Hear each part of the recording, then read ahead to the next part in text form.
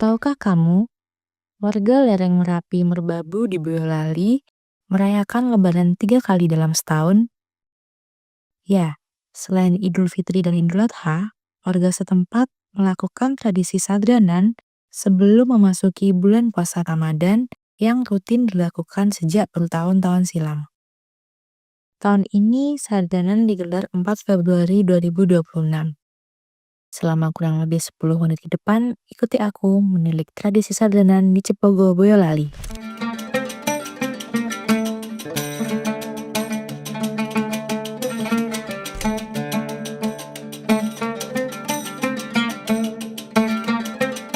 Waktu aku berkunjung ke Cepogo, deretan rumah di lereng Merapi Merbabu mendadak tak pernah sepi.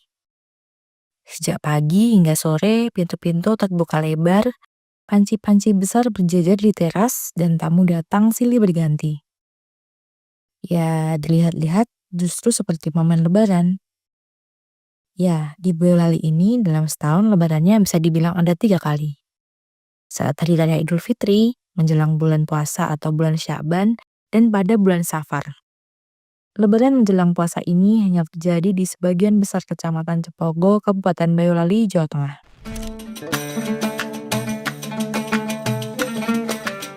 Ramai sudah tentu, bahkan lebih ramai ketimbang momen Idul Fitri.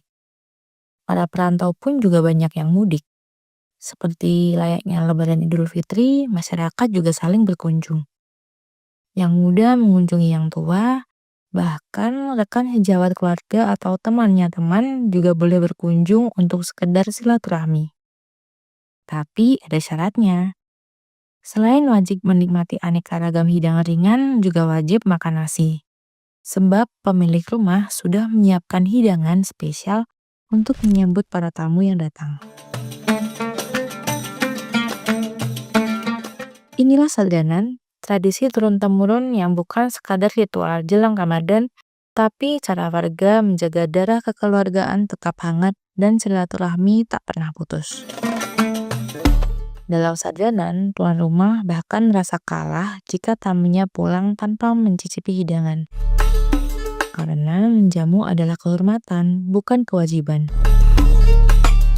Hajatan besar ini digelar pada Rabu 4 Februari 2026. Tradisi turun-temurun ini menggabungkan doa bersama, kenduri, dan silaturahmi antar keluarga serta tetangga, menjadikannya ritual kolektif yang mempererat hubungan sosial. Hal ini berbeda jauh dengan ziarah makam biasa yang bersifat personal dan fleksibel waktunya. Tak diketahui secara pasti kapan tradisi sadranan ini pertama kali muncul. Namun warga setempat sudah melaksanakan tradisi sadranan sejak lama.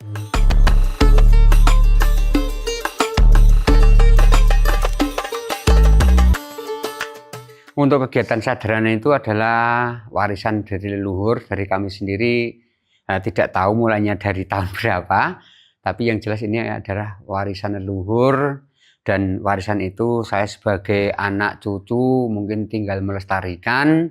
Dan inti sadranan itu yang pertama itu adalah menguri-uri atau mengenang para leluhur, disertai dengan doa-doa. Dan untuk yang kedua itu adalah mempererat silaturahmi. Yang ketiga itu sebagai ucap puji syukur kepada Allah Subhanahu wa taala yang senantiasa memberikan rezekinya kepada masyarakat.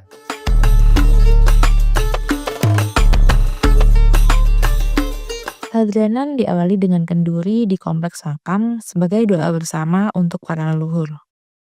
Warga tak hanya datang dari Cepogo, tetapi juga dari berbagai daerah lain. Khususnya mereka yang memiliki ikatan darah dan sejarah dengan Proloyo. Makam-makam di momen sadranan tak lagi sunyi. Ia menjadi titik temu ingatan dan kerinduan yang lama bertahan. Usai berdoa, arus manusia berpindah. Dari makam, silaturahmi mengalir ke rumah-rumah warga. Jalanan desa mendadak padat. Kendaraan berhenti di tepi sawah, di bawah pepohonan, bahkan di mulut yang sempit. Namun tak ada keluhan, karena kemacetan hari itu dianggap sebuah berkah. Di setiap rumah pemandangannya serupa. Tamu dipersilakan duduk, berbincang singkat, lalu disodori hidangan. Tak ada obrolan berat, tak ada agenda resmi, yang ada hanya tanya kabar, senyum, dan sendok yang akhirnya menyentuh nasi, meski seringkali setelah bujukan berkali-kali dari tuan rumah.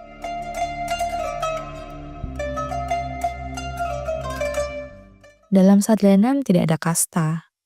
Yang muda mendatangi yang tua menyambut dengan tangan terbuka. Status sosial luruh bersama aroma masakan. Hidangan pun beragam dari makanan ringan hingga sajian berat, semuanya disiapkan dengan niat yang sama, yakni memuliakan para tamu. Tradisi ini telah berlangsung puluhan tahun. Setiap dukuh memiliki jadwal sendiri, ditentukan lewat kesepakatan para sesepuh desa.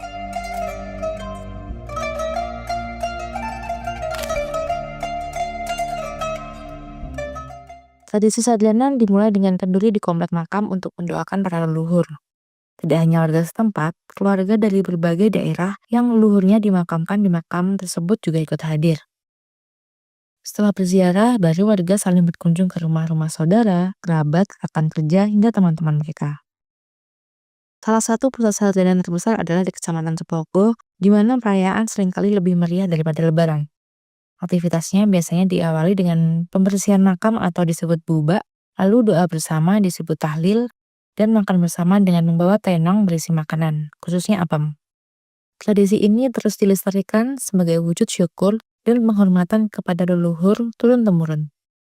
Sadlanan juga diwariskan dari nenek moyang dan bertujuan agar hubungan keluarga dan tetangga semakin erat.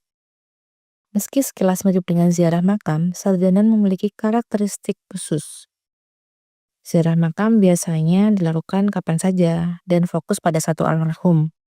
Namun sadlanan adalah ritual adat tahunan yang kolektif, melibatkan banyak keluarga, tetangga, kegiatan doa bersama, kenduri, dan silaturahmi antar warga. Konon tradisi sadlanan di Cepogo Boyolali berakar dari budaya penghormatan leluhur zaman Majapahit atau abad ke-13 yang disebut sadara. Tradisi ini kemudian diadaptasi dan disebarkan melalui dakwah Islam oleh para wali, khususnya melalui tokoh penyebar Islam di wilayah Cepogo, yakni Syekh Ibrahim atau Mbah Bonggol Jati pada sekitar abad 16. Awalnya merupakan upacara sadara pada masa Majapahit, yakni Raja Hayam Wuruk atau usul Patih Gajah Mada untuk mendoakan roh leluhur seperti Gayatri. Kemudian Wali Songo dan secara lokal di Cepogo diyakini oleh Syekh Ibrahim, utusan kerajaan Demak, melakukan akulturasi budaya dengan memasukkan unsur doa Islam atau tahlil ke dalam tradisi ziarah kubur tersebut. Tradisi ini kemudian diwariskan turun-temurun, terutama di wilayah lereng Merapi, yakni Cepogo, dan menjadi agenda tahunan warga untuk membersihkan makam dan berdoa bersama di bulan Ruah atau Sya'ban. Sadlanan diwariskan dari generasi ke generasi, dijaga bukan oleh aturan tertulis, melainkan oleh rasa. Di balik kesederhanaan itu, ada satu aturan tak tertulis yang selalu berlaku. Kamu harus makan. Tuan rumah akan membujuk sekuat tenaga, sementara tamu biasanya hanya mengambil sedikit nasi dan lauk sebagai bentuk hormat. Cukup satu suap, asal niatnya tersampaikan. Sadlanan pun menjadi pengingat bahwa di lereng Merapi Merbabu silaturahmi bukanlah slogan saja, tetapi ia hidup, dihidangkan, dan dibagi dari rumah ke rumah.